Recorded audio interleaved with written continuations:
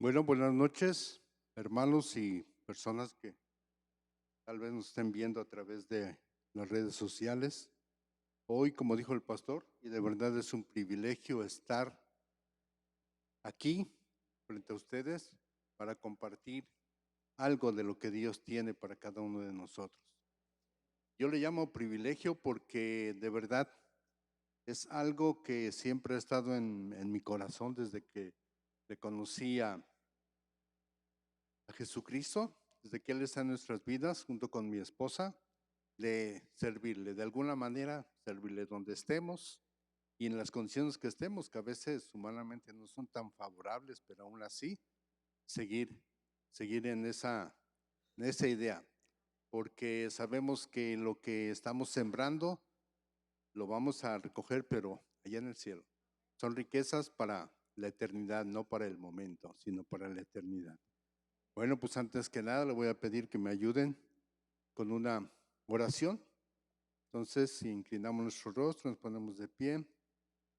Señor, en esta noche estamos delante de ti, Señor, antes que nada para agradecerte por un día más de vida, por este tiempo en que tú permites que podamos leer tu palabra, conocerte aún más, para que podamos visualizar los propósitos tuyos, Señor, para nuestras vidas, así como lo fue tu manifestación en Pablo y los seguidores y los discípulos de él, que así, Señor, tú te manifiestes en cada uno de los que hoy estamos aquí, que de mi boca solo salgan palabras emanadas, Señor, de la Biblia, que no sean palabras humanas o carnales, sino que sean, Señor, inspiradas por el Espíritu Santo, que sirvan para edificar y crecer espiritualmente en el conocimiento y que todo esto sea para la gloria y la honra tuya y para que cada uno de nosotros tengamos cada día mejores tiempos, Señor. Estamos en tus manos, que seas tú moviéndote en la vida de cada uno y en nuestras familias, Dios. Te lo pido y agradezco en el nombre de tu Jesucristo. Amén. Bueno, y para empezar, vamos a hablar acerca de las cartas pastorales. Hace tiempo, cuando vimos las cartas que escribió en la prisión, yo, la verdad, decía, bueno, ¿cuál es la diferencia entre una epístola carcelaria y una epístola pastoral, verdad? Y ya al revisarlo, por lo que es un privilegio, porque al revisar todas estas cosas, todas estas cartas y escritos de Pablo, pues tienen una intención muy grande, ¿verdad? Que es solamente engrandecer el reino de Dios. Él fue llamado directamente, ¿verdad? No fue como alguno de nosotros, que alguien oró por nosotros y ya, o a nuestro corazón fue movido y aceptamos a Jesucristo en nuestro corazón, sino que fue pues a través de esa revelación de Dios mismo en la vida de Pablo, que él decidió seguirle y obedecerle y llevar por los caminos que Dios le puso su palabra. Hemos escuchado cómo el pastor nos hace una reflexión muy interesante. Ahorita con redes sociales, con tantos medios de comunicación, a veces se torna difícil poder transmitir o llevar la palabra de Dios a alguien más. En aquellos tiempos que no había más que caminar, si acaso un caballo o un animal de carga para poderse transportar y pasaban días enteros. Y ahorita instantáneamente podemos estar comunicados con muchas personas en cualquier lugar de la tierra. Entonces, realmente fue una obra milagrosa, maravillosa, de cómo se convirtieron miles y tal vez hasta millones de personas en ese tiempo con tan rudimentarias herramientas para la comunicación. Generalmente era de manera directa, persona a persona. Bueno, entonces, si me acompañan a leer la palabra de Dios en la primera carta de Pablo a Timoteo, para la honra y gloria del Señor. Vamos a leer el capítulo 1, por favor. Entonces, vamos a ver qué nos dice la palabra de Dios. Dice en el capítulo 1, versículo 1, Pablo, apóstol de Jesucristo, por mandato de Dios nuestro Salvador y del Señor Jesucristo nuestra esperanza, a Timoteo, verdadero hijo en la fe, gracia, misericordia y paz de Dios nuestro Padre y Cristo nuestro Señor. Nos detenemos un poquito ahí para enfatizar en qué condiciones Pablo consideraba a Timoteo, ¿verdad? como un verdadero hijo en la fe. Podemos decir que Timoteo fue un creyente de la segunda generación, un cristiano de la segunda generación. Más adelante vamos a ver el por qué se le puede llamar así. En el versículo 3 nos dice: como te rogué que te quedases en Éfeso cuando fui a Macedonia, para que mandases a algunos que no enseñen diferente doctrina, ni presten atención a fábulas y genealogías interminables, que acarrean disputas más bien que edificación de Dios, que es por fe. Así te encargo ahora. Pues el propósito de este mandamiento es el amor nacido de corazón limpio y de buena conciencia y de fe no fingida, perdón. Pero aquí yo también quisiera hacer una pausa en el sentido que nos dice, pues el propósito de este mandamiento, o sea que aquí ya le está diciendo a Timoteo que el trabajo de él es por mandamiento. Le dice, no es tanto de que tú lo quieras hacer, sino que es Dios mismo que te está mandando a llevar a cabo este propósito en tu vida de llevar el evangelio sobre todo en Éfeso. Pero vamos a ver aquí qué nos dice más enseguida. En el número 6 dice, de las cuales cosas desviándose algunos se apartaron a vana palabrería, queriendo ser doctores de la ley sin entender ni lo que hablan ni lo que afirman. Pero sabemos que la ley es buena si uno la usa legítimamente, conociendo esto, que la ley no fue dada para el justo, sino para los transgresores y desobedientes, para los impíos y pecadores, para los irreverentes y profanos, para los parricidas y matricidas, para los homicidas, para los fornicarios, para los sodomitas, para los secuestradores, para los mentirosos y perjuros, y para cuantos se opongan a la sana doctrina, según el glorioso evangelio del Dios bendito que a mí me ha sido encomendado. La gracia de Dios al que me fortaleció, a Cristo Jesús nuestro Señor, porque me tuvo por fiel poniéndome en el ministerio. Habiendo yo sido antes blasfemo, perseguidor e injuriador, mas fui recibido a misericordia porque lo hice por ignorancia en incredulidad. Pero la gracia de nuestro Señor fue más abundante con la fe y el amor que es en Cristo Jesús. Palabra fiel y digna de ser recibida por todos, que Cristo Jesús vino al mundo para salvar a los pecadores, de los cuales yo soy el primero. Pero por esto fui recibido misericordia, para que Jesucristo mostrase en mí el primero de toda su clemencia, para ejemplo de los que habrían de creer en él para vida eterna. Por tanto, al Rey de los siglos, inmortal, invisible, a único y sabio Dios, sea honor y gloria por los siglos de los siglos. Amén.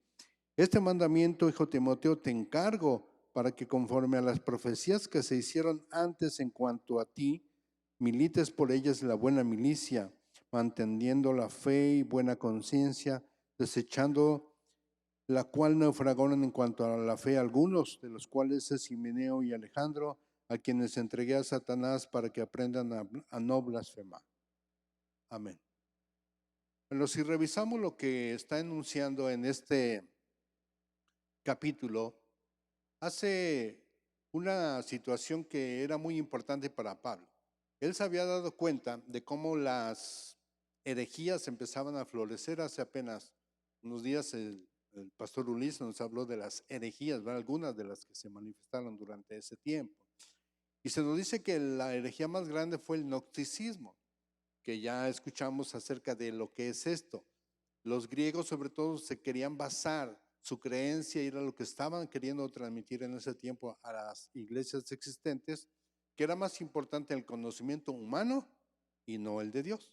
Entonces era una gran herejía. Y pues Pablo tiene esa preocupación grande, porque es cierto. ¿Qué pasa cuando en una empresa el que la fundó la lleva por mucho tiempo, está al frente? Pero ¿qué sucede cuando esta persona muere? Y si no ha entrenado a alguien más para que la pueda llevar, el negocio puede llegar a la bancarrota, puede llegar a desaparecer. Por eso Pablo consideró muy importante preparar a líderes jóvenes. Al final de sus tiempos vamos a ir viendo en algunas otras de las cartas cómo él está ya presintiendo que está cerca su partida, que ya le queda poco tiempo de vida y que es necesario que alguien más, no es de que tome el estafete, sino que de acuerdo al lugar donde están, ellos sean ahora los emisores directos de la palabra de Dios, pero una palabra sana. En los tiempos actuales hay una situación que quisiera decir, de lo que habla aquí acerca de los que acusaban o hablaban mal de los predicadores de ese tiempo, ¿no? Y sobre todo aquellos que no conocían del Evangelio. Era muy fácil, y en la actualidad lo sigue siendo, ¿no? Que si alguien se acerca a una persona que no conoce y en su corazón no está abierto a escuchar algo de la palabra de Dios, lo primero que va a encontrar es la burla, el que se rían de él. Como aquí Pablo dice que él fue el primero de los pecadores, yo leyendo esto recordaba que yo antes de conocer de la palabra de Dios, yo tenía un concuño que hace 2 años ya, casi 2 años que falleció. Y que él cuando conoció de Dios quería que toda la familia, tanto de él como de su esposa, conocieran. Pero él cayó, para punto de vista muy personal, en lo que era el legalismo, ¿sí? Quería aplicar la palabra de Dios, pero dicen ahí a rajatabla, así como se leía, quería que así se viviera. Entonces, ¿qué encontró en las personas? Pues la oposición. ¿Por qué? Porque pues no queríamos dejar las cosas que uno consideraba buenas, que nos proporcionaban cierto placer. Entonces, pues sí, nos reíamos de él. Y recuerdo una vez iba a llegar, estábamos en la Ciudad de México con un compadre y él decía, ya va a llegar el aleluyo. Y decía, ya va a llegar con su portafolio, sus lentes, y no usaba lentes en ese tiempo. Dice, entonces voy a conseguir una pipa de agua para rociarlo con agua bendita y que se le salga todo el chamuco. Y ahora, cuando platico con ese compadre y le digo, oiga, compadre, ¿qué cosas decíamos? No hicimos nada de lo que dijimos, le digo, pero ¿qué cosas decíamos de él? Llegó a ser pastor y lamentablemente cuando falleció, pues ya no estaba como pastor, pero sí, pues él a su manera quería que todo el mundo conociera, pero si decíamos a bibliazos, ¿no? Les decía, es que el diablo te persigue o tú eres seguidor del diablo porque tú estás haciendo esto y tú te vas a ir al infierno porque estás haciendo otras cosas.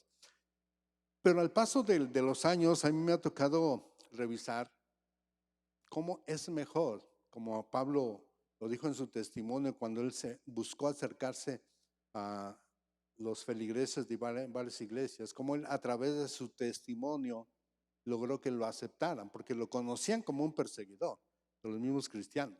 Lo conocían y no tenían la confianza de que él llegara y ellos pensaban que los podía engañar o seguir engañando para tomarlos presos y llevarlos a la muerte o a la cárcel, ¿no? Entonces, fueran castigados ahí. No le tenían confianza hasta que a través de él dar su testimonio y que vieran que en verdad había habido un verdadero cambio en él, pudo convencerlos y obtuvo miles de seguidores, ¿sí? Miles de personas que, como hemos escuchado en diferentes ocasiones, se quedaban noches enteras solo por escucharlos, solo por escuchar. Y en esta área yo también recuerdo cuando la primera vez que fue gente a la casa de ustedes allá en México, a no invitarnos, en una campaña evangelística de lo que el pastor sabe, la iglesia que antes era pues de donde surgió el pastor Arel. Llegaron a la casa y compartíamos y nos quedábamos hasta 2, 3 de la mañana escuchando al pastor y a la gente que iba acerca de lo bueno que era la vida apegada a principios de Dios, a los mandamientos del Señor. Y yo trabajaba. Yo me tenía que levantar a las 6 de la mañana para partir de casa a 6:30, viajar media hora en auto para llegar a la ciudad y trabajar. Pero pues no me importaba, yo quería saber, yo quería conocer más y más. Estuvieron 2 semanas ahí con nosotros y fue un privilegio, ¿no? Desde entonces empezar a conocerle y bueno, ya más de 25 años y pues no me canso de leer y de querer aprender día con día. Y desde entonces surgió este tipo de situaciones. Así es de que podemos ver cómo a través de esta carta, pues está mostrando para mí dos cosas. Una, el gran amor y confianza que tenía Pablo en Timoteo, pero también la gran comisión que le encomendó, que él fuera, o estuviera, él fue pastor en Éfeso, pero que estuviera bien cimentado en la palabra de Dios, para que no permitiera que las nuevas filosofías, nuevas religiones que no iban de acuerdo a la palabra de Dios pudieran afectar a los creyentes de esa iglesia. Entonces, para mí de verdad que sí es muy importante, porque me ha tocado escuchar. Mi esposa, uh, yo no tengo mucha paciencia para escuchar cuando llegan los testigos de Jehová, pero mi esposa sí. Y dice, no, pásalos, que vamos a platicar con ellos. Y al final pues salen convencidos de que pues el camino es el cristianismo y no sé si deciden algún día alejarse de las ideologías que ellos tienen, pero bueno, mi esposa dice, mira, me estaban invitando a una reunión de ellos y yo les invité a la reunión de nosotros, dijeron que van a ver si van con nosotros. Pero bueno, ya esa es una buena obra. Entonces aquí nosotros podemos ver cómo Pablo pues está afianzándose a Timoteo y le hace notar quién es Timoteo en el camino de Cristo. Primero es su hijo en la fe y segundo, pues la gran comisión que él tiene, haciéndole recordar sus orígenes. Si recordamos, él fue hijo de una madre judía y de su abuela, que también era judía, pero su padre fue griego, pero quienes le instruyeron y lo animaron y lo hicieron crecer espiritualmente fue su madre y su abuela. Y Pablo se lo hace notar. Así es de que, pues nosotros podemos ver esta situación. Si vamos al libro para ver qué es lo que sucede, porque pues algunos ponen en tela de duda quién escribió estas cartas, ¿verdad? Porque algunos piensan que no fue Pablo. Pero, ¿qué nos dice nuestra información en el libro? En la página 391, dice, no existe una sola fuente histórica que nos proporcione en forma escrita y consecutiva las noticias necesarias acerca de los vaivenes de la iglesia, a partir del momento en que se cierra el libro de los Hechos hasta que termina el siglo I. Únicamente las cartas particulares del canon, juntamente con las alusiones que se pueden espigar de entre los escritos de los padres de la iglesia primitiva, nos pueden proporcionar alguna información acerca de los acontecimientos de esta época. A las dificultades enunciadas se añade la incertidumbre que se presenta al tratar de señalar fechas exactas y lugares precisos respecto al origen de estos escritos, de manera que resulta casi imposible reconstruir un cuadro consistente de este periodo. Esto se refiere a la cuestión histórica, todos los acontecimientos que sucedieron durante el primer siglo, ya después de Cristo, ¿verdad? Después de que Él murió y todo lo que vino, que algunos consideran que no hubo nada bueno, aparte pues de las cartas y todo esto, hubo un tiempo en el que no se supo nada, o lo que se sabía, pues el Imperio Romano no permitía que se difundiese, porque no le convenía. Después de la prisión de Pablo ocurrió un cambio definido. De allí en adelante el apóstol fue diferente, porque a pesar de que no quería renunciar al ardiente propósito que le imponía su vocación, como lo demuestra en su carta a Filipenses, el tiempo se le volvía en contra. En Filemón se describió como Pablo viejo y en Filipenses indica que tenía cerca la muerte. Cada día se apoyaba más en la ayuda de los jóvenes colaboradores, los cuales estaban libres y eran más capaces que él para proseguir el trabajo de la predicación. Pues sí, porque él ya no era tan hábil para caminar distancias tan largas, ya él le dificultaba. Se supone que algunas de las cartas él no las escribió, pero sí las dictó. Son palabras suyas, pero escritas a través de algunos de sus colaboradores. Recuerden que Hechos fue escrito por Lucas, ¿verdad? Y algunas también de estas cartas.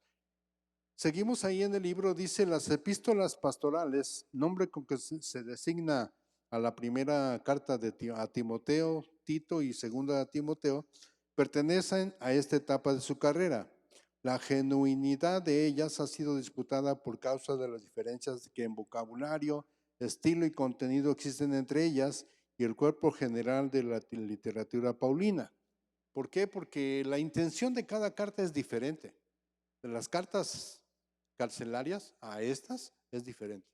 En aquellas se está mencionando asuntos de algunas iglesias, pero aquí están dirigidas a personas y sobre todo a personas que él estimaba mucho, que él quería porque él mismo los había capacitado, él los había entrenado. Entonces, él tenía gran preocupación porque siguieran en el camino. En algunas partes vamos a ver también cómo él anima a que ellos se mantengan firmes y sobre todo apegados a lo que es la sana doctrina, que no es otra cosa más que estar apegados a la palabra de Dios. Porque yo comparo esta situación a lo que ahora estamos viviendo. Ahora mismo estamos viviendo algo así. Muchas iglesias, yo siempre cuando empecé, para mí no era aceptable tantas denominaciones. A la primera iglesia que yo asistí, cristiana, era una iglesia bautista, pero de esas que le podemos llamar tradicionales. Solamente había para la alabanza un piano, una guitarra. Ya después admitieron que hubiera una batería, pero al principio solamente eso. Y para aplaudir, no era muy abierto el pastor para que eso sucediera en la iglesia. Pero lamentablemente en esa iglesia se cerró porque pues viene a ver lo de los obispos, diaconados, y después de un año de estar ahí, mi esposa y yo, bueno, mi familia, nos llamaron a mi esposa y a mí para una reunión donde se iba a decidir el futuro del pastor. Les dije, oiga, es que pues, nosotros no conocemos muy bien al pastor, porque la iglesia estaba en la ciudad y nosotros vivíamos en el pueblo, entonces casi solo podíamos asistir los domingos. Y luego realmente tenemos poco tiempo. La iglesia iba a cumplir 50 años, pero luego entendí que por tantas contiendas entre los mismos congregantes, 50 años y había más o menos en gente adulta 50 congregantes. Yo no, pues para 50 años y 50 personas congregantes, pues algo hay, ¿no? Algo no hay tan bueno. A mí me sirvió ese tiempo porque el pastor nos daba la iglesia dominical y él nos daba las clases. Un señor ya grande, pero una sabiduría tremenda acerca de la palabra de Dios. Pero solamente era una clase, pero no le veía yo la cuestión práctica, ¿sí? Entonces, esta situación pues nos llevó a decirle, ¿saben qué? Nosotros no somos partícipes de esta reunión. Y al siguiente domingo ya anunciaron que el pastor ya no era el pastor. Pero la iglesia se dividió porque el pastor estaba dentro de los diáconos, estaba su hijo y su yerno. Y en la otra parte había dos personas que no eran familiares de él. Entonces pues, se dividieron y la verdad ahorita no sé qué haya sucedido. Pero sí vemos cómo hay tantas cuestiones que se pueden dar dentro de las iglesias, tantas ideologías que a veces pueden llegar. He escuchado en varias ocasiones aquí mismo es cierto, que si alguien busca una iglesia perfecta y la encuentra, mejor que no entre, porque le va a echar a perder. Así es de que como más adelante vamos a ver para quién está dirigida la palabra de Dios y las iglesias, porque sabemos que iglesia somos todos. Ahora se le llama iglesia al edificio, pero en realidad la iglesia somos cada uno de nosotros, porque ¿dónde debe de habitar el Espíritu Santo? En cada uno de nosotros. Y cuando venimos, yo realmente quiero confesar algo aquí. Cuando llegué a esta iglesia hay cosas diferentes a las que estaba acostumbrado durante el culto. Y cuando yo llegué aquí, yo le he comentado al pastor, yo decía, el tiempo de adoración, como que cuando escuché que iba a haber el tiempo de adoración, yo dije, a ver, ¿de qué se trata? Y ahora, la verdad, yo anhelo estar en ese momento, porque es un tiempo especial, un tiempo en el que se supone que estamos en casa leyendo, orando, buscando de Dios, pero es muy diferente cuando está uno congregado con hermanos en la fe y podemos estar unidos recibiendo al Espíritu Santo. Y es cierto, yo escuché de alguien que dice, oye, es que el Espíritu Santo no nos visita, Él debe de habitar en el lugar, ¿sí? ¿Y cómo puede habitar? Solamente con gente verdaderamente cristiana, porque debe de estar en cada uno de nosotros. Escuché que habrá la vigilia de sanidad. Esperemos en Dios que se pueda manifestar grandemente y que podamos ver milagros en esa área. A mí me ha tocado ver en otros lugares milagros reales, evidentes, de la manifestación del Espíritu Santo en sanación y en diferentes áreas, ¿no?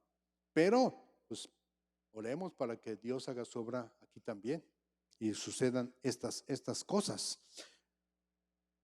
Si seguimos en la lectura, nos dice que los datos biográficos que las epístolas pastorales nos proporcionan indican claramente que Pablo debió haber sido absuelto en su primera presentación ante el emperador y que a continuación gozó de un breve periodo de libertad para su ministerio. ¿Y qué creen que hizo cuando él estuvo libre? Pues seguir con su labor. Emprendió algunos otros viajes a recorrer porque él tenía una gran preocupación por ver lo que estaba sucediendo en las iglesias que anteriormente plantó y empezó a recorrer diferentes lugares. Claro que no le dio tiempo para estar en todas y poner el remedio a situaciones anómalas en algunas de esas iglesias, pero sí, él siguió con su labor, a pesar, no sé cuánta edad tendría, pero considero que ya por lo menos, digo, estaría de mi edad. Yo no me considero viejo, a pesar de, yo le estaba diciendo a mi esposa, se me hace que hay uno o dos personas más, tal vez de mi edad, o yo sea de los más ancianos en edad aquí. Acabo de cumplir 63 años, pero aquí estamos, ¿no? Queriéndole servir al Señor. Y de verdad que es algo que en lo particular me llena de gozo seguir buscándole día con día. Entonces nos dice que por lo que hizo fue seguir con su ministerio. Su plan original había sido entregar la ofrenda de las iglesias gentiles para la de Jerusalén y luego apresurarse hacia el occidente para fortalecer la iglesia de Roma, desde la cual marcharía hacia España. 4 años, cuando menos, habían transcurrido desde que Pablo había dejado de actuar como jefe de sus planes, pero por fin volvía a hacerlo, encontrándose libre ya. Las alusiones que en las epístolas pastorales encontramos respecto a sus viajes no guardan relación con el relato que hallamos en los Hechos y en muchos detalles no corresponden en nada. La inevitable deducción es que las 3 epístolas debieron haber sido escritas posteriormente al libro de los Hechos, cuando Pablo se encontró viajando de nuevo. Recordemos que Hechos pues habla de todo lo que Pablo hizo, pero en su ministerio activo, cuando él formó, plantó varias iglesias en diferentes lugares, pero no se sabe a ciencia cierta si cumplió su anhelo de visitar España. Algunos en una parte nos dice que quizá, un escritor dice que quizás sí fue, porque habla de que él quería llegar hasta los límites del occidente. Entonces se supone que en ese tiempo los límites del occidente era España, de la tierra que se conocía en ese entonces. Pero pues no hay nada escrito ni ningún texto en el que se pueda ver que sí, él estuvo en España, por lo menos, de visita rápidamente, pero no. Y además por la lejanía, ¿no? En cuestión de territorio, entonces se piensa que sí, no llegó a llegar no llegó hasta allá, hasta donde él quería haber ido. Las relaciones cronológicas entre las epístolas pastorales y las de la prisión se descubren claramente por medio de las referencias hechas a los compañeros de Pablo. Muchas de estas son idénticas con las que hay en las epístolas de la prisión, pero las referencias a los lugares demuestran que esos compañeros habían dejado la vecindad inmediata en donde Pablo estaba. Timoteo aquí nos relata acerca de los líderes, ¿no? Que él ya había formado y dónde estaban ubicados. Timoteo había quedado en Éfeso, en tanto que Pablo iba en ruta a Macedonia, mientras que en el último viaje que hizo Timoteo con Pablo, venían de Macedonia a Asia, y Timoteo no se quedó en Éfeso, siguió su viaje, pero después regresó ahí. Además, había abandonado a Pablo, en tanto que en las epístolas de la prisión, que se le incluyen entre el grupo que en Roma frecuentaba al apóstol. Entonces, Timoteo también estuvo en Roma. Tito se quedó en Creta y de allí fue a Dalmacia. Pero en ninguno de los viajes que se relatan en Hechos se sabe que Pablo haya ido a Creta, ni que haya llevado consigo a Tito cuando por fin tocó esta isla en su viaje a Roma. Entonces aquí nos relatan algunas de las situaciones que los seguidores o discípulos de de Pablo se ubicaron y a los cuales, pues, como dice ahí, en uno de los lugares que se supone que Pablo no visitó fue Creta, pero sí ahí es donde estuvo encargado de esa iglesia Tito, ¿verdad? Y Timoteo, pues Éfeso. Ahora, veamos más adelante que nos dice que dentro del arreglo de las epístolas pastorales se descubre que, ¿qué pasó? Probablemente que pasó algún tiempo entre una y otra. En orden cronológico, primero se escribe Timoteo 1, la primera carta, luego Tito y luego la segunda de Timoteo. Sin embargo, suena marcadamente con los presagios del fin, porque Pablo demuestra confiadamente que no espera sobrevivir al invierno. Su primera defensa, en la cual todos le abandonaron cuando estuvo prisionero en Roma y se presentó ante el emperador, pues los seguidores se fueron. Así como Jesucristo lo abandonaron, también a él. En ese momento se esfumaron. Su primera defensa había terminado favorablemente, pero sus acusadores se habían vuelto más rencorosos y su condenación y ejecución de seguro serían cosas que llegarían en poco tiempo.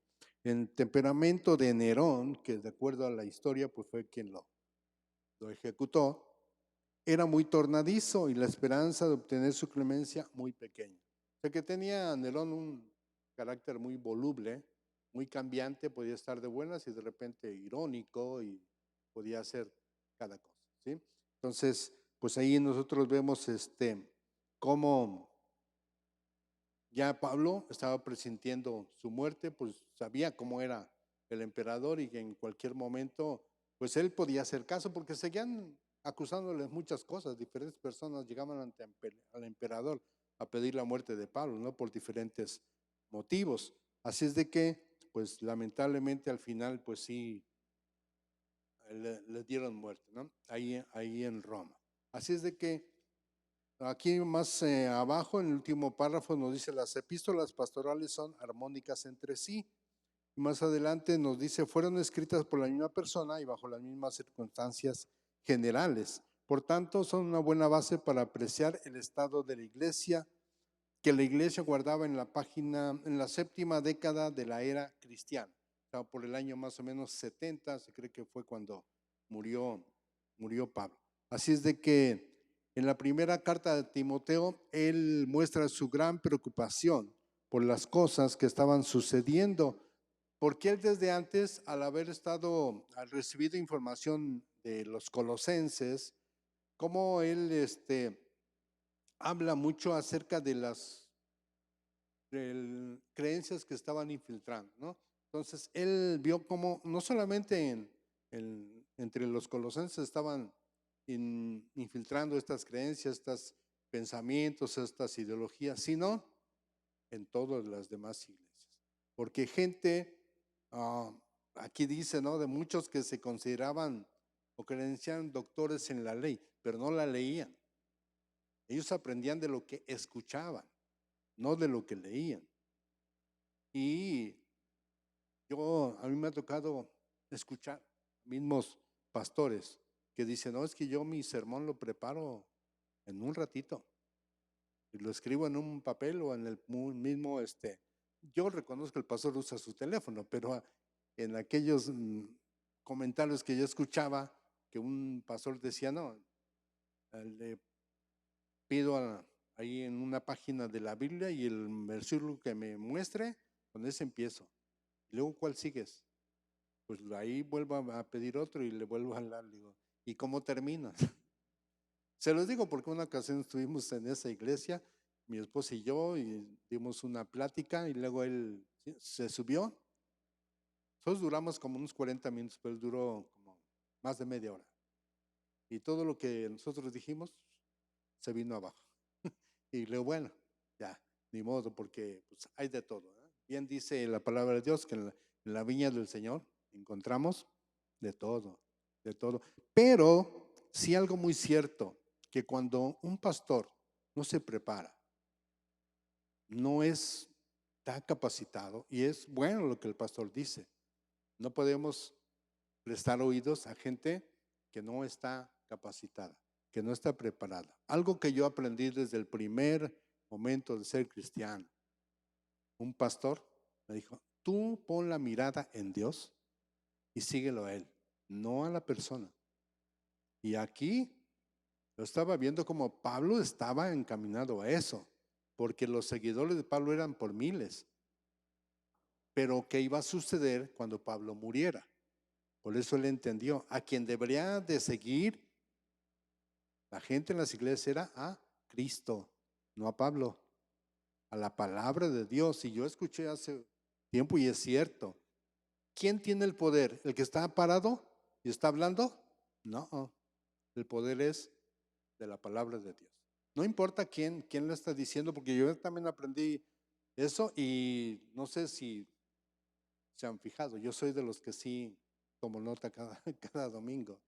¿Por qué? Porque si algo me queda en duda, yo lo busco en la semana, reviso la Biblia y digo, no, sí es cierto. No, esto no es, no va de acuerdo a lo que es la palabra de Dios. Pero, pues esto es algo que, pues Pablo tenía ya en mente. Pronto iba a morir y quién iba a seguir con el trabajo. No podía quedar ahí. Y pues gracias a la vida de Pablo y de otros apóstoles y seguidores de Jesús, que por esa razón nosotros estamos aquí también, buscando hacer lo mismo, ser imitadores de Cristo. Cuando yo llegué en México a la segunda iglesia, que ahora es muy grande en cuestión de número de personas, algo que sí, cuando llegamos y preguntamos, ¿y de qué denominación es? Y el pastor dice, aquí no hay denominación. Aquí solamente somos un centro cristiano. Lo que se quiere en esta iglesia es capacitar a cada uno de los que lleguen para que busquen ser imitadores de Cristo. No que sigan a un pastor que le cayó bien, o le convenció cómo habla. No. Que sigan a Cristo. Y bueno, pues ahí estuvimos casi por 20 años o un poco más, ¿no? Pero gracias a Dios que Dios nos ha llevado. A veces mi esposa y yo nos preguntamos que si es el propósito de Dios. Y hace pocos días lo comentaba con el pastor, que nosotros sigamos aquí. Ustedes saben, yo soy profesor jubilado, retirado, tengo mi pensión en mi país y le digo a mi esposa, pues con lo que me dan a mí de pensión médica viviéramos a gusto, bien tranquilos. Entonces, ¿qué estamos haciendo? ¿Qué estamos haciendo aquí? ¿No? Y esa es una de nuestras oraciones, Señor. ¿Quieres que sigamos aquí o que ya regresemos a nuestro país o por algo? Por algo. Y apenas esta semana pasada estuvimos el fin de semana con nuestro hijo, que la semana anterior fue el cumpleaños mío y de mi esposa, porque solamente llevamos 3 días de diferencia. Y estuvimos con el hijo que vive allá en Carolina del Norte, porque él no puede estar aquí. Pues es entre semana, trabaja en la escuela de los hijos.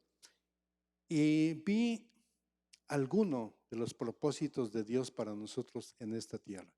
El hijo que vive allá no tiene documentos legales. Y la nuera nos dice, mire, gracias a ustedes que son residentes, parece que en este fin de año ya se abre el expediente de ella para que pueda ser legal. Y mi esposo, su hijo, puede ser porque ustedes son residentes. Yo, bueno, nada más le digo, pues apúrale, apúrale porque no sabemos cuánto tiempo aún podamos estar ponen en este país. Pero algo de eso Dios quiere que, el por qué nosotros estemos, ¿no? También que nuestro hijo salga beneficiado de esa manera. Bueno, si ese es un propósito, pues adelante. Pero el propósito de nosotros es seguir conociéndolo. Y yo le he dicho al pastor, gracias a Dios que estamos en este lugar para poder aprender más, conocerle, pero más a fondo. ¿Verdad? Que no es solamente estar escuchando domingo a domingo. Así es de que si vamos a su libro, en la página 394, en la explicación acerca de la primera carta de Timoteo, el segundo párrafo dice, la organización de la iglesia se había hecho más compleja. Los oficios dentro de ella se habían consolidado y algunos los procuraban como medios para alcanzar una codiciada eminencia, de manera que el prestigio del oficio, más que la oportunidad de servir, se convertía en el principal objetivo. O sea que los pastores o algunas personas en aquel tiempo querían llegar a ser los dirigentes o líderes de una iglesia, pero para un beneficio personal, ¿sí? Personal. Entonces surgieron lo que son obispos, diáconos y ancianos, se mencionaban por separado, porque ya no había un solo líder, había varios. Como las iglesias estaban creciendo, había la necesidad de que hubiera más participantes para llevar a cabo, vamos a decir, el control de la iglesia, la organización de la iglesia, ya surgida como una institución, ¿verdad? Ya no eran lugares donde había 20 o 30, ya había más, miles tal vez. Entonces era necesario que hubiera más gente que ayudara a la organización. Dentro de estas, las viudas eran sostenidas por la iglesia y estaban enlistadas y asumían algunas responsabilidades en el servicio social de la misma.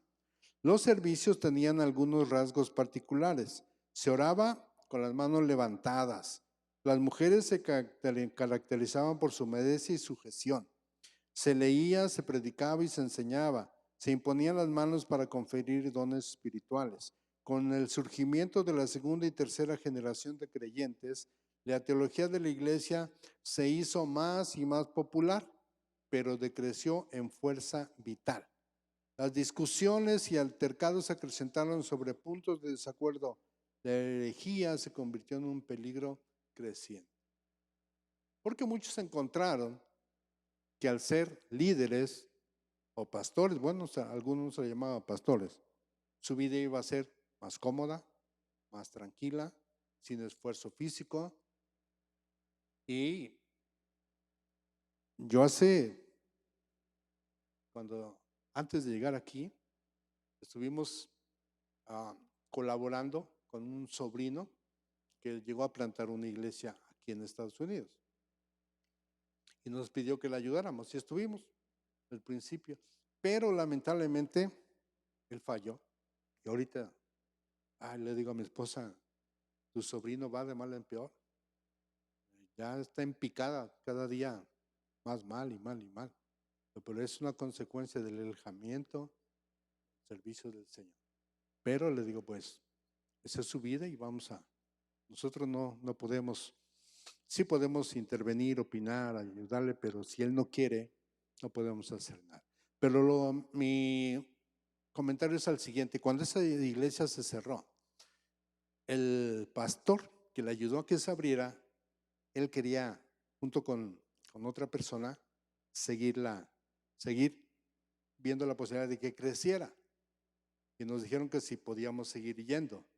Dijimos, pues sí, pero vamos a ver la intención cuál es. Y al final se cerró. Pero después supimos que la idea era mantenerla abierta, porque ¿cómo se le llama, pastor? La organización de pastores o la alianza, ¿cómo se llama? Le estaba dando un dinero al pastor. Entonces, si se cerraba, ya no lo iba a percibir.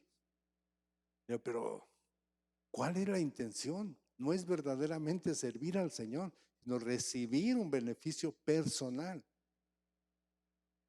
Y esa persona se quería quedar con todos los aparatos y cosas que ya había en la iglesia. Y el papá del el que estaba encargado del pastor, dijo, no, es que eso los pusimos entre los pocos que nos empezamos a congregar y él siempre colaboraba bastante en la cuestión económica. Dice, entonces no le vamos a dar nada al pastor porque si quiere llevar todo. Le digo, bueno, hay gente así también y solamente yo tengo algo que siempre les digo, miren, yo soy responsable de mis actos hacia los demás, pero no de los actos de los demás hacia mí. Cada quien delante del Señor en su momento nos va a llamar a cuentas y ahí es donde vamos a ver qué hicimos. Algo muy interesante que leímos, ¿no? Dice en Apocalipsis, de cuando llegue el momento, como todos arrojaremos coronas delante del Señor. ¿Pero qué son las coronas? ¿Qué son? Son todos con lo cual Dios nos premia, que no podemos ver, por todo lo que hacemos a su servicio. ¿Sí? Y yo a veces me pregunto, cuando yo llegue allá, ¿tendré coronas para poder arrojar al Señor? ¿O qué tendré? ¿O solamente una cara de vergüenza? ¿O cómo iré delante de Él? Mi anhelo no es ese, ¿eh? Mi anhelo es que haya muchas cosas buenas y que, como hemos visto, que en el libro de la vida mi nombre siempre está escrito, que no se ha borrado de Él. Bueno, si vemos un poco acerca de la biografía de Timoteo, nos dice en la página 395 que la vida de él se presenta para un estudio interesante, ¿no? El revisar la vida de él. Pablo le hizo suplente suyo en su segundo viaje. Está ahí escrito en Hechos 16, 1 al 3. Y Timoteo permaneció con él posteriormente. Participó en la evangelización de Macedonia y Acaya y ayudó a Pablo durante los 3 años de predicación en Éfeso. Ahí adquirió perfecto conocimiento de la ciudad y las necesidades de la iglesia local. Fue uno de los delegados nombrados para Jerusalén y probablemente acompañó a Pablo en el viaje de regreso. Estuvo con Pablo en Roma durante su primer encarcelamiento, porque su nombre aparece en el encabezado de la epístola a los Colosenses. ¿Sí? Y de Filemón, y al revisar las cartas, pues sí, ahí está, ¿no? Que habla acerca de que ahí está con él Timoteo, su hijo amado. Después de que fue libertado Pablo, viajó con él, y es claro que el apóstol le dejó en Éfeso para que pusiera en orden el desorden que allí reinaba. Mientras tanto, Pablo continuaba visitando las iglesias de Macedonia. Hacia el final de la vida de Pablo se reunió con él en Roma, sufriendo encarcelamiento también. A Timoteo lo metieron preso, pero fue libertado posteriormente. Timoteo era un hombre de confianza, pero no era de carácter fuerte. Daba la impresión de no ser maduro, aunque debió haber tenido cuando menos 30 años de edad. Esto cuando Pablo le asignó el pastorado de Éfeso. Era tímido y padecía del estómago. Por eso en una de sus citas, ¿verdad?, que le dice que no deje de tomar su vino por su enfermedad en el estómago. Y de ahí algunos, yo tengo por ahí una conocida que le gustaba tomar su copita a mediodía. Dice, es que es de acuerdo a la Biblia. No, no es de acuerdo a la Biblia.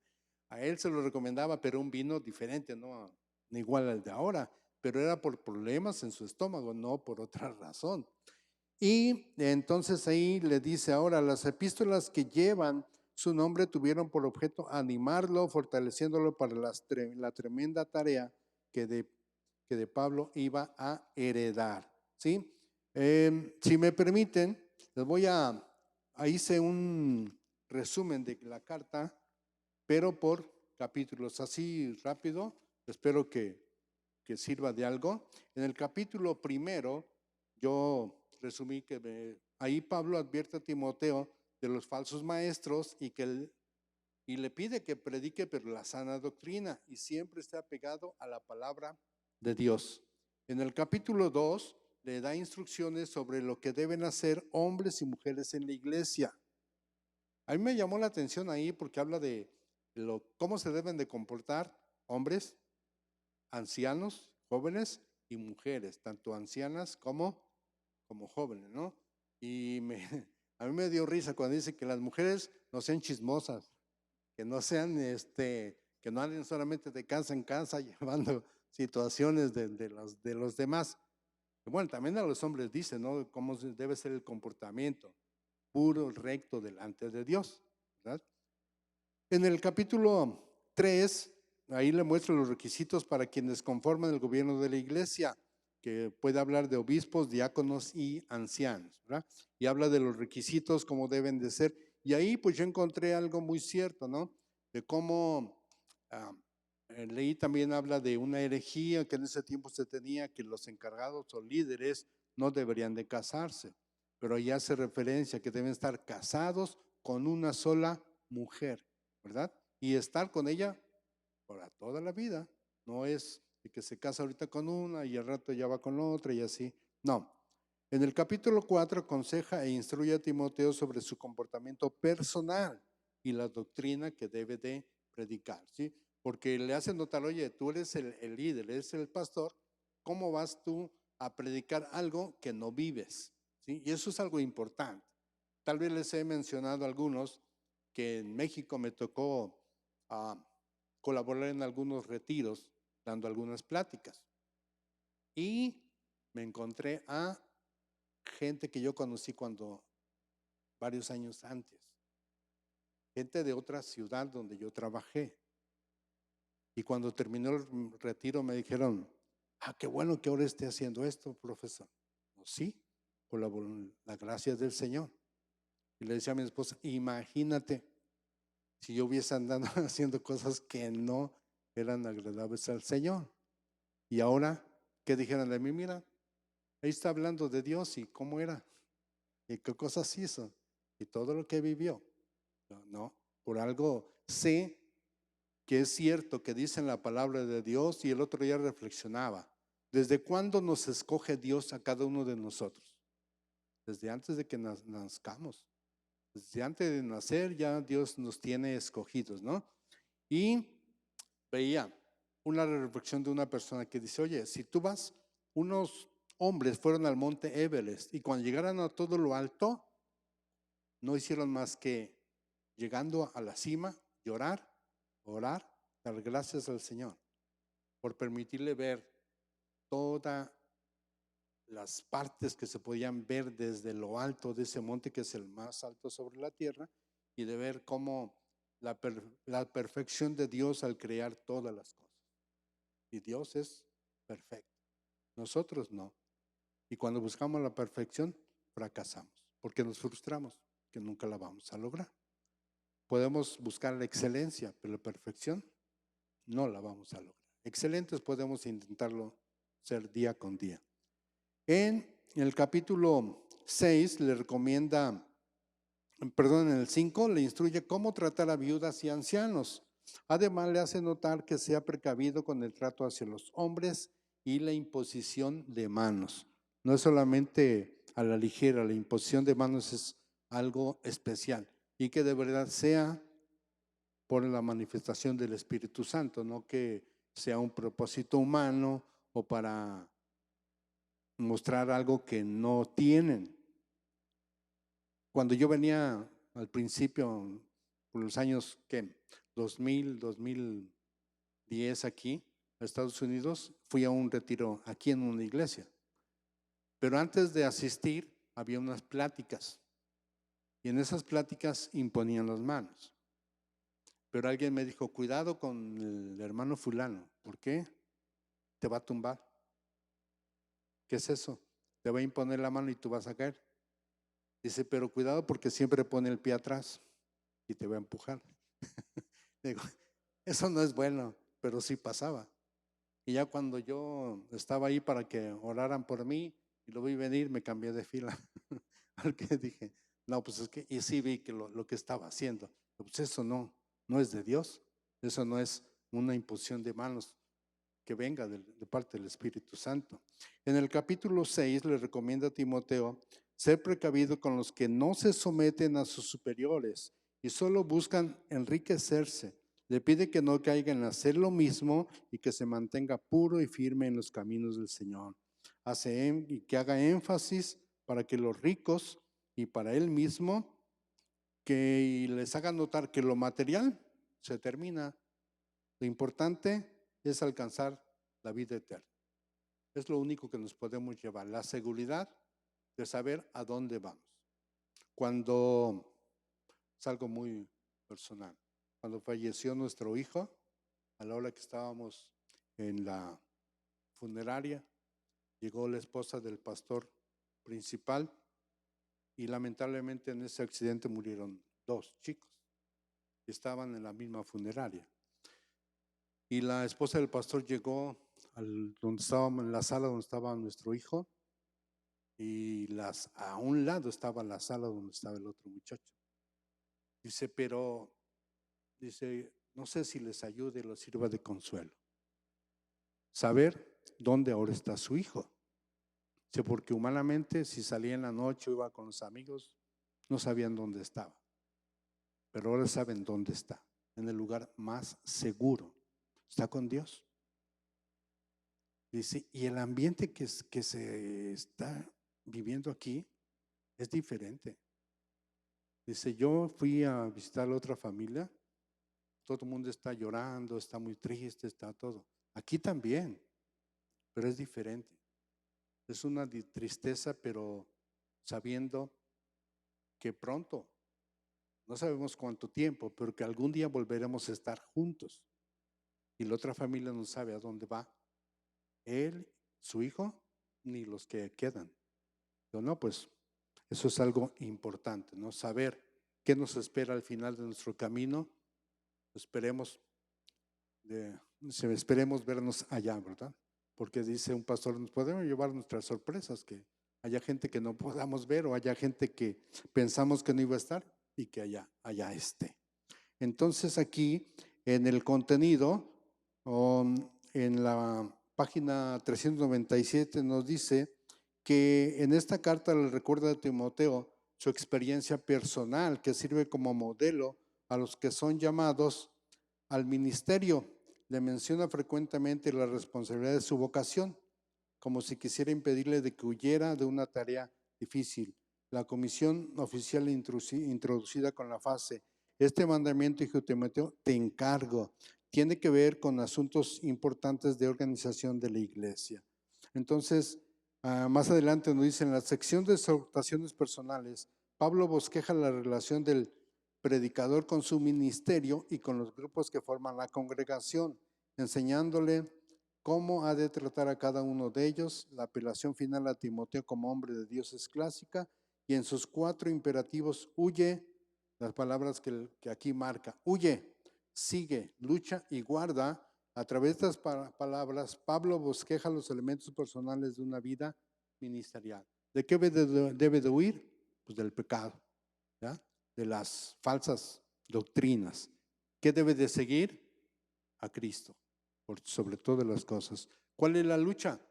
Que la palabra de Dios siga prevaleciendo en la iglesia y que guarde su vida personal, que debe de ser de testimonio, pero siempre apegada a la palabra de Dios. Ahora, si revisamos, aunque sea un poco rápido, las otras cartas, la de a Tito, ahí mismo nos dice que en cuanto al orden cronológico, Tito sigue a Timoteo. Pablo, habiendo dejado a Éfeso, partió para Macedonia y quizá de allí zarpó para Creta. Quizá, no hay la certeza. Ahí dejó a Tito para completar el establecimiento de la iglesia y para rectificar ciertos errores en que ya había caído. Quisiéramos saber si Pablo sentía que su tiempo era corto y deseaba volver a Éfeso, porque manifestó que quería enviar a Tíquico a Creta. Un poco después, su última meta fue Nicópolis, en donde proyectaba pasar el invierno. La situación de Creta era deprimente, la iglesia carecía de organización y sus miembros observaban una conducta descuidada. Si los mandatos que encontramos en el capítulo 2 descubren las necesidades de las iglesias cretenses, podemos afirmar que los hombres de ellas eran relajados y descuidados. Las mujeres viejas eran chismosas y dadas a embriagarse con vino, y las jóvenes eran ociosas y coquetas. Quizá la predicación del Evangelio de gracia había dado a los cretenses la impresión de que la salvación por fe estaba divorciada de una vida industriosa y moral.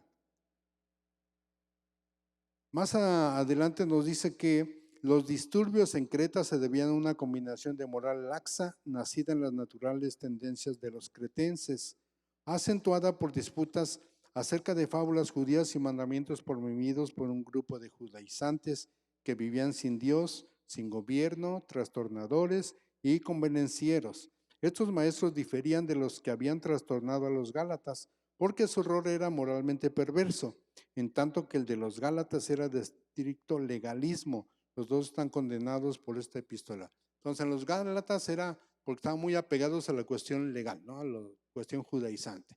Y aquí no. Revisando lo que es la moral laxa, yo encontré que, bueno, tenía la idea, pero puse a investigar. Es esa moral donde se considera que hay actos que a pesar de ser cristianos pueden ser permitidos, ¿sí? O que si nadie de los hermanos nos ve, pues podemos hacerlo, al fin que Dios nos va a perdonar. Jesucristo siempre está con nosotros y va a interceder por cada uno. Pero algo que yo siempre les decía a mis hijos y lo aplicaba a mí mismo. Cuando ellos estaban jóvenes y salían con los amigos, les decíamos, la única recomendación y recordatorio que te hacemos es que hagas lo que hagas, a quien le vas a entregar cuentas al final de tu vida es a Dios, no a nosotros. Nosotros, si crees tú que nos engañas, tú sabes que la mentira, tarde que temprano, sale a relucir. Y además, las malas acciones de cada uno tienen sus consecuencias. Pedimos perdón, Dios nos perdona, pero Él nos deja vivir las consecuencias de nuestros errores o de nuestros pecados. Así es de que, le digo, es muy triste que nosotros nos enteremos las cosas que estaba haciendo. Y repito, aquí el problema era de que en esta iglesia muchos de los que se congregaban ahí consideraban que era válido ciertas cosas, como a veces escucho y me ha tocado ver en varias ocasiones en fiestas de cristianos, ya no está el pastor o algunos de los hermanos que son muy apegados o dicen muy cristianos, se van de la fiesta y empieza la fiesta, ¿no? Empieza una música de otro tipo.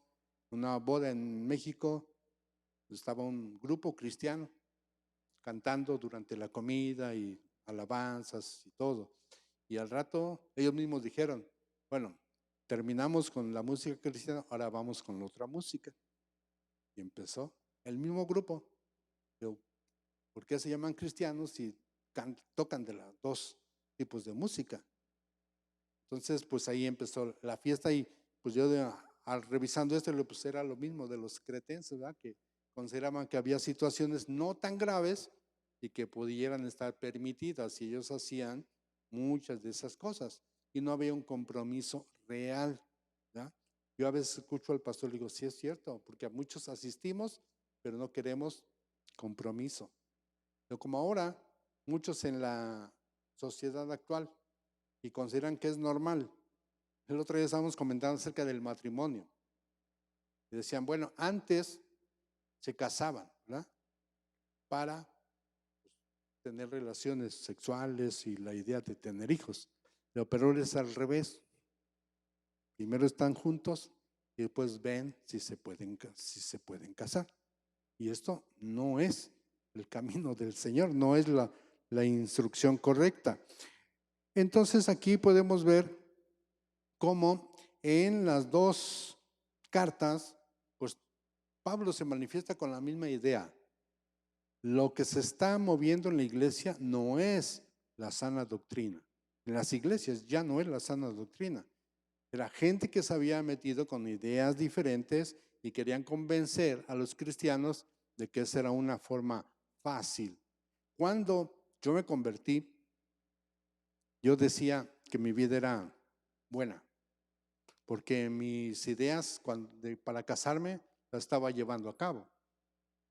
Yo decía, cuando yo me case, que mis hijos tengan donde vivir, que tengan lo necesario, lo suficiente para la escuela, que para nosotros siempre ha sido importante, y el vestido, la ropa, y yo decía, no les falta nada, todo lo que es de ellos necesitan se lo estoy dando. Pero una de mis cuñadas dijo, ¿y tu vida personal cómo está? Digo, ¿qué hago? Yo no hago nada. Dice, como yo era líder político, y cuando te vas a tus reuniones y todas tus fiestas allá en las escuelas y todo, pero es algo sencillo. Sí, pero eso no agrada al Señor. Y ya después caí en la idea muy cierta, ¿sí? Porque pasaron dos cosas. Un concuño también se convirtió y él convirtiéndose y hasta la fecha no ha probado alcohol. Nada, nada. Ya casi 30 años, no ha probado nada. Y él tomaba, yo decía, de 7 días de la semana tomaba 5 por lo menos. Era raro el día que no tomara. Y desde ese momento su vida cambió totalmente. Y bueno, entonces yo vi esta situación, digo, bueno, si voy a cambiar, tiene que ser para bien mío, para bien de mis hijos, de mi esposa, de toda mi familia. Y así es como, bueno, yo me convencí de que seguir a Dios no es. Algunos dicen, ay, es que es cosa buena. No, claro, porque la vida es diferente, es mejor. Cuando nos convertimos, vivíamos en un pueblo, íbamos a la iglesia, a la ciudad. Y los vecinos dijeron, ay, sí conviene ser cristiano. Ya compró carro nuevo. Y antes nunca había comprado un carro nuevo. Y yo les decía, pues vénganse y Dios les va a socorrer, les va a bendecir y van a poder hacer lo mismo. Pero si podemos leer en la Biblia, por favor, en la carta a Tito, ya para punto final, en el capítulo 2, como aquí nos acaba de mencionar, pero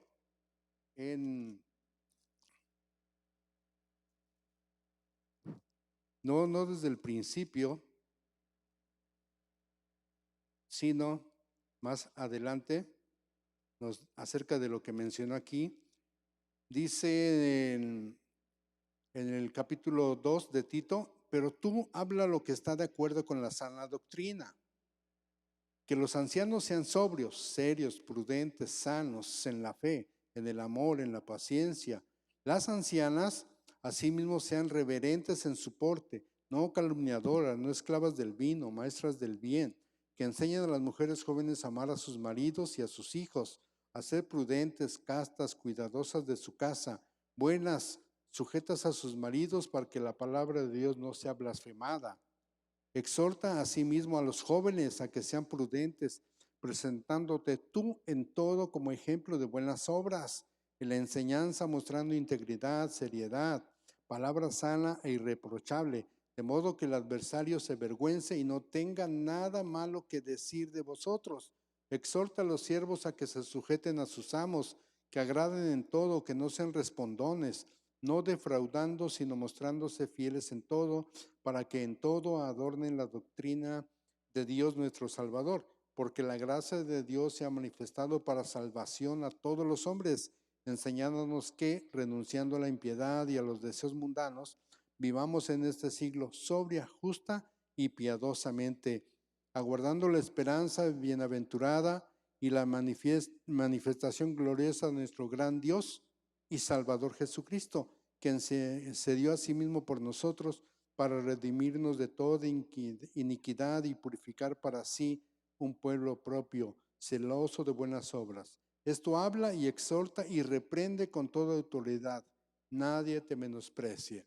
Entonces le hace esta exhortación a Tito, muy parecido a lo que le estaba o lo que le dijo a Timoteo acerca de esas dos cosas, de la sana doctrina que se dijera en la iglesia y sobre todo que cuidara, no cuidar en el sentido de que no lo vean, sino que su misma existencia hable de lo que está predicando. ¿Sí? Yo recuerdo una frase que dice, cuando prediques, si es posible, no hables. O sea, solamente con los actos. se puede demostrar quiénes somos en Cristo. Porque, les repito, ejemplos de personas que aún siendo pastores, una doble vida, o de mismos hermanos. Un hermano cuando teníamos lo que era en México son las células o grupos en casas, desertó del grupo porque se enojó, porque el líder propuso una convivencia con música instrumental, pero con guitarras el 14 de febrero para las esposas. Dijo, eso no es de Dios. Y se fue. Tiempo después, lo vi en una tienda de autoservicio con una botella de vino en la mano. Le digo, que te bendiga el Señor. Pero le digo, ¿cómo se apartó de esto? No quiso agradar a la esposa, pero sí participar de cosas muy, muy diferentes. Así también en la segunda carta a Timoteo, pues va en el mismo sentido de la exhortación que hace para que él esté bien delante del Señor y cumpla con la comisión que él mismo le había encomendado. Así es de que yo les voy a leer rápido en el segundo de Timoteo, en el capítulo 2, en el versículo 19. Pero el fundamento de Dios está firme teniendo este sello. Conoce el Señor a los que son suyos y apártese de iniquidad todo aquel que invoca el nombre de Cristo. Pero en una casa grande no solamente hay utensilios de oro y de plata, sino también de madera y de barro, y unos son para usos honrosos y otros para usos viles. Así que si alguno se limpia de estas cosas, será instrumento para honra, santificado, útil al Señor y dispuesto para toda buena obra.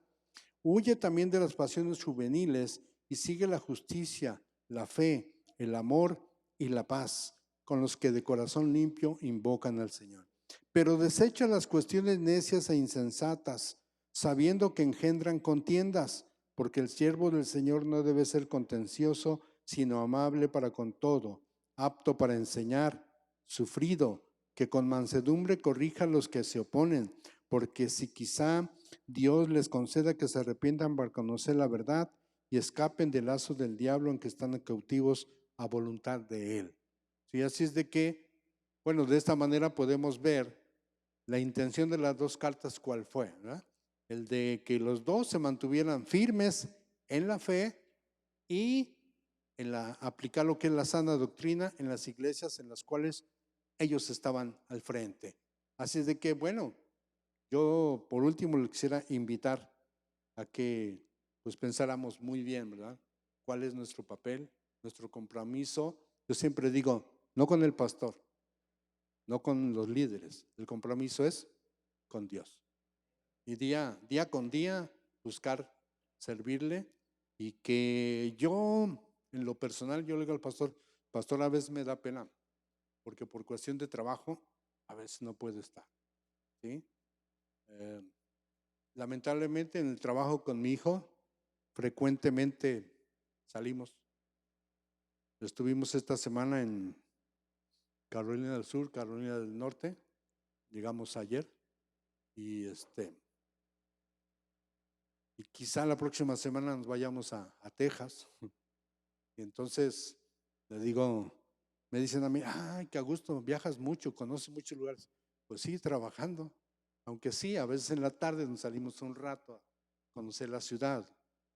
Y me ha tocado, gracias a Dios, conocer mucho. Y algo que siempre le digo, Señor, gracias, porque estoy con mi hijo trabajando. Y ahorita solamente estamos él y yo, porque no ha encontrado a más personas que quieran. Y el principal problema es ese, el que se sale frecuentemente. A veces estamos una semana, a veces un poco más, pero le digo, no, a mí no se me quita la intención de buscar cada día más del Señor, y ojalá pueda estar yo siempre presente en las actividades, pero lamentablemente no lo puedo hacer, pero sí la intención de estar firme en el camino del Señor, y espero que por lo menos la mayoría de los que estamos aquí lo podamos hacer. ¿Por qué? Porque realmente es una bendición y un privilegio gozar de las bendiciones de Dios.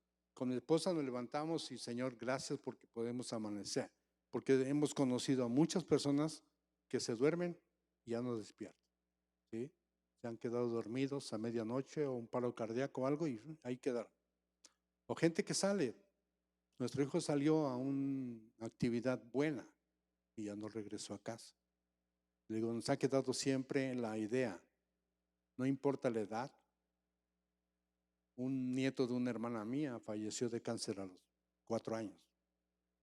Un niño. Luego es que no importa la edad. Dios nos tiene un tiempo para cada uno. Y algo que a mí siempre me dijeron,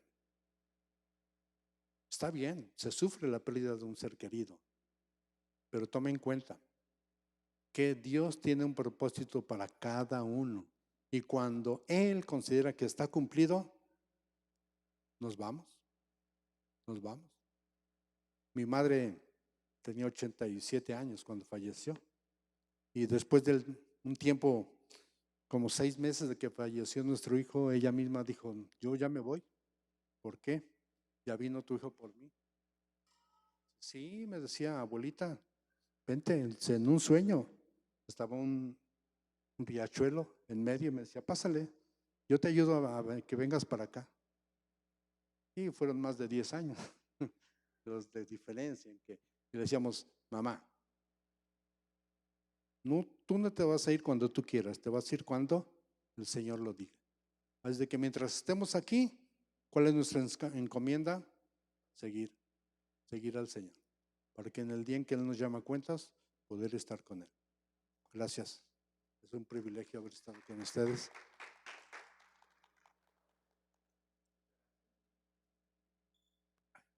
Aleluya. Bueno, preguntas que tengan.